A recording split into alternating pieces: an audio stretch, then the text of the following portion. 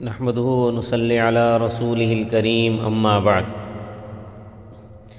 غزوہ غطفان سے واپسی کے بعد ماہ ربیع الاول میں آپ صلی اللہ علیہ وسلم نے ماہ ربیع الاول مدینہ میں گزارا۔ ربیع الثانی میں آپ صلی اللہ علیہ وسلم کو یہ خبر پہنچی کہ مقام بحران جو حجاز کا معدن ہے وہاں بنی سلیم اسلام کی مخالفت پر جمع ہو رہے ہیں۔ آپ صلی اللہ علیہ وسلم نے خبر پاتے ہی 300 صحابہ کی معیت میں بحران کی طرف خروج فرمایا اور مدینہ پر حضرت عبداللہ ابن ام مکتوم رضی اللہ تعالیٰ عنہ کو مقرر فرمایا۔ وہ لوگ آپ صلی اللہ علیہ وسلم کی تشریف آوری کی خبر سنتے ہی منتشر ہو گئے اور بلا جدال و قتال مدینہ واپس آ گئے۔ علماء سیر کا اس میں اختلاف ہے کہ بحران میں کتنی مدت آپ نے قیام فرمایا۔ بعض کہتے ہیں کہ صرف 10 راتیں قیام کیا، بعض کہتے ہیں کہ نہیں، ربیع الاول سے لے کر 16 جمادی الاولیٰ تک وہیں قیام فرمایا۔ مدینہ منورہ میں جب بدر کی فتح کی خوشخبری پہنچی تو کعب بن اشرف جو کہ یہودی تھا، بہت بڑا شاعر بھی تھا اور بہت پیسے والا آدمی بھی تھا، اس کو بڑا صدمہ ہوا اور اس نے یہ کہا کہ اگر یہ خبر صحیح ہے کہ مکہ کے بڑے بڑے سردار اور اشراف مارے گئے ہیں تو پھر زمین کا بطن اس کی زہر سے بہتر ہے، یعنی زمین کا اندرون اس کی پشت سے بہتر ہے۔ مقصد یہ تھا کہ مر جانا جینے سے بہتر ہے تاکہ آنکھیں اس ذلت و رسوائی کو نہ دیکھیں۔ لیکن جب اس خبر کی تصدیق ہو گئی تو مقتولین بدر کی تعزیت کے لیے مکہ روانہ ہوا۔ جو لوگ بدر میں مارے گئے تھے ان کے مرثیے لکھے، ان مرثیوں کو پڑھ پڑھ کر خود بھی روتا تھا اور دوسروں کو بھی رلاتا تھا۔ رسول اللہ صلی اللہ علیہ وسلم کے مقابلے میں لوگوں کو جوش دلا دلا کر قتال کے لیے آمادہ کرتا تھا۔ ایک روز یہ کعب بن اشرف قریش کو حرم میں لے کر آیا، سب نے بیت اللہ کا پردہ تھام کر مسلمانوں سے قتال کرنے کا حلف اٹھایا۔ کچھ دن کے بعد یہ کعب بن اشرف مدینہ واپس آیا اور یہاں اس نے ایک نئی حرکت شروع کر دی، اور اس نے یہاں یہ حرکت شروع کر دی کہ مسلمان عورتوں کے متعلق عشقیہ اشعار کہنے شروع کیے۔ حضرت کعب بن مالک رضی اللہ تعالیٰ عنہ راوی ہیں کہ کعب بن اشرف بڑا شاعر تھا۔ رسول اللہ صلی اللہ علیہ وسلم کی ہجوں میں اشعار کہا کرتا تھا۔ کفار مکہ کو رسول اللہ صلی اللہ علیہ وسلم کے مقابلے کے لیے ہمیشہ بھڑکاتا رہتا تھا اور مسلمانوں کو طرح طرح کی ایذائیں پہنچاتا تھا، لیکن رسول اللہ صلی اللہ علیہ وسلم مسلمانوں کو صبر اور تحمل کا حکم فرماتے رہتے تھے۔ لیکن یہ کعب بن اشرف جب کسی شرارت سے باز نہ آیا تو آپ صلی اللہ علیہ وسلم نے اس کے قتل کا حکم دیا۔ ایک روایت میں ہے کہ ایک مرتبہ کعب بن اشرف نے آپ صلی اللہ علیہ وسلم کو دعوت کے بہانے سے بلایا اور کچھ آدمی متعین کر دیے کہ جب آپ تشریف لائیں تو آپ صلی اللہ علیہ وسلم کو قتل کر ڈالیں۔ آپ صلی اللہ علیہ وسلم آ کر بیٹھے ہی تھے کہ حضرت جبرائیل امین علیہ السلام نے آ کر آپ کو کعب بن اشرف کے ارادے سے مطلع فرما دیا۔ تو آپ صلی اللہ علیہ وسلم فوراً وہاں سے روح الامین کے پروں کے سائے میں باہر تشریف لے آئے اور واپسی کے بعد کعب بن اشرف کے قتل کا حکم دیا۔ صحیح بخاری میں حضرت جابر رضی اللہ تعالیٰ عنہ سے مروی ہے کہ رسول اللہ صلی اللہ علیہ وسلم نے فرمایا کہ تم میں سے کعب بن اشرف کے قتل کے لیے کون تیار ہے؟ اس نے اللہ اور اس کے رسول کو بہت ایذا پہنچائی۔ یہ سنتے ہی محمد بن مسلمہ رضی اللہ تعالیٰ عنہ کھڑے ہو گئے اور عرض کیا یا رسول اللہ کیا آپ اس کا قتل چاہتے ہیں؟ آپ صلی اللہ علیہ وسلم نے فرمایا ہاں۔ محمد بن مسلمہ نے عرض کیا یا رسول اللہ پھر مجھ کو کچھ کہنے کی اجازت دیجیے، یعنی ایسے مبہم اور تعریضی کلمات اور ذو معنی الفاظ کہہ سکوں جن کو سن کر وہ بظاہر خوش ہو جائے۔ آپ صلی اللہ علیہ وسلم نے فرمایا کہ اجازت ہے۔ تو حضرت محمد بن مسلمہ رضی اللہ تعالیٰ عنہ ایک روز کعب بن اشرف سے ملنے گئے اور دوران گفتگو یہ کہا کہ یہ مرد یعنی رسول اللہ صلی اللہ علیہ وسلم کے بارے میں ہم سے فقراء اور مساکین پر تقسیم کرنے کے لیے صدقہ اور زکوٰۃ مانگتا ہے، اور اس شخص نے ہم کو مشقت میں ڈال دیا۔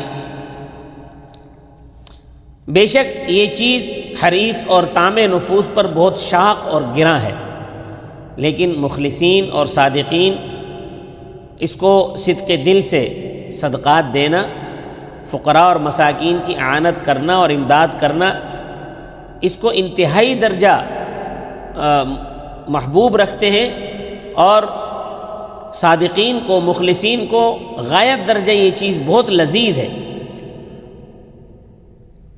بلکہ خدا کی راہ میں مال خرچ نہ کرنا یہ ان پر شاق گزرتا ہے، ان پر گراں ہے جو مخلصین ہیں۔ لیکن جو بخیل ہیں، طامع نفوس ہیں، جن کا حریص ہیں، ان کو تو زکوٰۃ دینا بھی بہت شاق گزرتا ہے۔ تو اس حوالے سے حضرت محمد بن مسلمہ نے کعب بن اشرف سے بات کی کہ یہ تو ہم سے زکوٰۃ مانگتا ہے، ہم سے صدقات مانگتا ہے، تو میں اس وقت آپ کے پاس قرض لینے کے لیے آیا ہوں۔ تو کعب بن اشرف نے کہا کہ ابھی کیا ہے، ابھی تو آگے چل کر دیکھنا، خدا کی قسم تم ان سے اکتا جاؤ گے۔ محمد بن مسلمہ نے کہا کہ اب تو ہم ان کے پیرو ہو چکے ہیں، تو ان کو چھوڑنا ہم پسند نہیں کرتے، انجام کے منتظر ہیں۔ اور حضرت محمد بن مسلمہ زبان سے تو یہ کہہ رہے تھے، لیکن ان کے دل میں یہ تھا کہ انجام کار اللہ اور اس کے رسول کی فتح اور دشمنوں کی شکست یقینی ہے اور محقق ہے، جس میں شبہ کی ذرہ برابر گنجائش نہیں۔ تو حضرت محمد بن مسلمہ نے کہا کہ اس وقت ہم یہ چاہتے ہیں کہ کچھ غلہ آپ ہم کو بطور قرض دے دیں۔ کعب نے کہا بہتر ہے، کوئی چیز میرے پاس رہن رکھ دو۔ تو ان لوگوں نے کہا کہ آپ کیا چیز رہن رکھوانا چاہتے ہیں؟ تو کعب نے کہا کہ تم اپنی عورتوں کو رہن رکھ دو۔ تو حضرت محمد بن مسلمہ نے کہا کہ اپنی عورتوں کو کیسے رہن رکھ سکتے ہیں؟ اول تو غیرت اور حمیت ہی گوارا نہیں کرتی، اور پھر یہ کہ آپ تو بڑے حسین و جمیل نوجوان ہو، تو ہماری بیویاں تو بہک جائیں گی۔ کعب نے کہا کہ چلو آپ اپنے لڑکوں کو رہن رکھ دو۔ تو ان لوگوں نے کہا کہ یہ تو ساری عمر کی آر ہے، لوگ ہماری اولاد کو یہ طعنہ دیں گے کہ تم تو وہی ہو نا جو 2 سیر اور 3 سیر غلہ کے معاوضے میں رہن رکھے گئے تھے۔ چلو ایسا کرتے ہیں کہ ہم اپنے ہتھیار تمہارے پاس رہن رکھ سکتے ہیں۔ ابن عبد البر کی روایت میں ہے کہ حضرت محمد بن مسلمہ رسول اللہ صلی اللہ علیہ وسلم سے یہ وعدہ کرنے کے بعد کئی روز تک متفکر رہے۔ بالآخر کعب بن اشرف کے رضاعی بھائی ابو نائلہ، سلکان بن سلامہ بن وخش اور عباد بن بشر اور حارث بن اوس، ابو عبس بن جبران، ان لوگوں سے مل کر ان لوگوں سے مل کر مشورہ کیا تو سب نے آمادگی ظاہر کی، بیک آواز سب نے کہا کلنا نقتل، ہم سب اس کو قتل کریں گے۔ پھر سب مل کر رسول اللہ صلی اللہ علیہ وسلم کی خدمت میں حاضر ہوئے۔ عرض کیا رسول اللہ وہاں جا کر اگر ہمیں کچھ نہ کچھ کرنا پڑے گا تو آپ صلی اللہ علیہ وسلم فرمایا کہ میری طرف سے اجازت ہے، جو تم مناسب سمجھو وہ کہہ سکتے ہو اسے۔ اب جب اس نے یہ کہا کہ تم اپنی عورتوں کو رہن رکھ دو، تو اس جملے سے کعب بن اشرف کی جو باطنی خباثت تھی اس کا پتہ چلتا ہے۔ تو حضرت محمد بن مسلمہ نے کہا کہ ہم اپنے ہتھیار تمہارے پاس رہن رکھ سکتے ہیں۔ اکرمہ کی ایک مرسل روایت میں ہے کہ ان لوگوں نے یہ کہا کہ آپ کو معلوم ہے کہ ہم ہتھیاروں کے کس درجہ محتاج اور ضرورت مند ہیں، لیکن یہ ہو سکتا ہے کہ ہم اپنے ہتھیار تمہارے پاس رہن رکھتے ہیں، ہاں لیکن یہ ناممکن ہے کہ ہم عورتوں کو اور اپنے بیٹوں کو تمہارے پاس رہن رکھ دیں، یہ ممکن نہیں ہے۔ تو کعب نے اس کو منظور کر لیا کہ ٹھیک ہے تم اپنے ہتھیار رہن رکھ دو، اور یہ وعدہ ہوا کہ شام رات کو آ کر غلہ لے جائیں گے اور ہتھیار رہن رکھ جائیں۔ تو حسب وعدہ یہ لوگ رات کو پہنچے اور جا کر کعب کو آواز دی۔ کعب اپنے قلعے سے اترنے کا ارادہ ہی کر رہا تھا کہ اس کی بیوی نے کہا کہ اس وقت کہاں جاتے ہو؟ کعب نے کہا کہ محمد بن مسلمہ اور میرا دودھ شریک بھائی ابو نائلہ ہے، کوئی غیر نہیں ہے، تم فکر نہ کرو۔ بیوی نے کہا، بیوی اس کی بڑی ہوشیار تھی، وہ کہنے لگی کہ مجھے اس آواز سے خون ٹپکتا ہوا نظر آتا ہے۔ کعب نے کہا کہ شریف آدمی اگر رات کے وقت نیزہ مارنے کے لیے بھی بلایا جائے تو اس کو ضرور جانا چاہیے۔ تو اس اثنا میں محمد بن مسلمہ نے اپنے ساتھیوں کو یہ سمجھا دیا کہ جب کعب آئے گا تو میں اس کے بال سونگھوں گا، جب دیکھو کہ میں نے اس کے بالوں کو مضبوط پکڑ لیا ہے تو فوراً اس کا سر اتار لینا۔ تو جب کعب نیچے آیا، سرتا پا خوشبو سے معطر تھا۔ محمد بن مسلمہ نے اس کو خوش کرنے کے لیے کہا کہ بھائی آج جیسی خوشبو تو میں نے کبھی سونگھی ہی نہیں ہے۔ کعب نے کہا کہ میرے پاس تو عرب کی سب سے زیادہ حسین و جمیل اور سب سے زیادہ معطر عورت ہے۔ محمد بن مسلمہ نے کہا کیا آپ مجھ کو اپنے معطر سر کے سونگھنے کی اجازت دیں گے؟ کعب نے کہا ہاں ہاں اجازت ہے، کیوں نہیں۔ محمد بن مسلمہ نے آگے بڑھ کر خود بھی سر کو سونگھا اور اپنے رفقا کو بھی سونگھایا۔ کچھ دیر کے بعد پھر محمد بن مسلمہ نے کہا کیا آپ دوبارہ اپنا سر سونگھنے کی اجازت دیں گے؟ کعب نے کہا شوق سے۔ محمد بن مسلمہ اٹھے اور سر سونگھنے میں مشغول ہو گئے اور غیر محسوس طریقے سے اس کے بال مضبوطی سے پکڑ لیے۔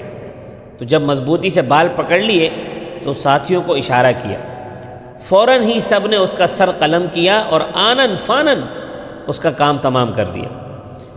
اخیر شب رسول اللہ صلی اللہ علیہ وسلم کی خدمت میں پہنچے، آپ صلی اللہ علیہ وسلم نے دیکھتے ہی یہ ارشاد فرمایا افلحت الوجوہ، ان چہروں نے فلاح پائی اور کامیاب ہوئے۔ ان لوگوں نے جواباً عرض کیا ووجہک یا رسول اللہ، ووجہک یا رسول اللہ، اور سب سے پہلے آپ کا چہرہ مبارک ہے اللہ کے رسول۔ پھر ان تمام ساتھیوں نے کعب بن اشرف کا سر آپ صلی اللہ علیہ وسلم کے سامنے ڈال دیا۔ آپ صلی اللہ علیہ وسلم نے الحمدللہ کہا اور اللہ کا شکر ادا کیا۔ جب یہود کو اس واقعے کا علم ہوا تو یک لخت سارے مرعوب اور خوف زدہ ہو گئے۔ جب صبح ہوئی تو یہود کی ایک جماعت نبی علیہ الصلاۃ والتسلیم کی خدمت میں حاضر ہوئی اور عرض کیا کہ ہمارا سردار اس طرح مارا گیا ہے۔ تو آپ صلی اللہ علیہ وسلم نے فرمایا کہ وہ مسلمانوں کو طرح طرح سے ایذائیں پہنچاتا تھا، لوگوں کو ہمارے قتال پر برانگیختہ کرتا تھا۔ یہود دم بخود رہ گئے اور کوئی جواب نہ دے سکے۔ اس کے بعد آپ صلی اللہ علیہ وسلم نے یہود سے ایک عہد نامہ لکھوایا کہ یہود میں سے آئندہ کوئی اس قسم کی حرکت نہیں کرے گا۔ کعب بن اشرف کے قتل کی جو وجوہ اور اسباب احادیث سے معلوم ہوئے ہیں وہ یہ ہیں، نمبر 1، نبی اکرم صلی اللہ علیہ وسلم کی شان اقدس میں دریدہ دہنی اور سب و شتم اور گستاخانہ کلمات کا زبان سے نکالنا۔ نمبر 2، آپ کی ہجو میں اشعار کہنا۔ نمبر 3، غزلیات اور عشقیہ اشعار میں